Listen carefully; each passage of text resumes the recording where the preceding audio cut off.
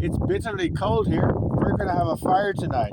We're going to use this Ignik Firecan Elite. So let's see what you get in the box. First of all, it's a nice ammo can style made of stainless steel, but the lid is aluminium. So the aluminum lid is very lightweight and just comes off. You don't light a fire with that on. You get a hose. You get about a 4-foot regulated hose, regulated to 5 psi. This whole thing is CSA approved, so it's got safety approval. The hose is zip tied up with a reusable zip tie. It says Ignik, be the change. You've also got a propane bottle stand. This is for the 20-pounders. We're going to use this tonight with a small 5-pound bottle. So we'll see how it does. But let's see what the burner looks like. That looks really nice. It's an oval shape, like a racetrack. Now we did make one of these DIY, but wasn't very happy with the results. I think this is going to be much, much better. It's really solidly made. Very heavy duty stainless steel. Better than the ammunition can ones. Here's a hole for lighting it. So if you've got one of these extendable lighters, it'll come in here and light it just at the right spot. So you can come in here through the hole.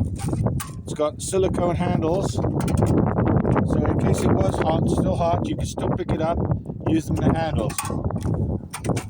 There's the logo, Firecan. And of course it's got nice rubber bumpers on the fold-up legs, but the legs come down like that, so you could even use it on a tabletop. And on this end we've got a cap over the quick connector.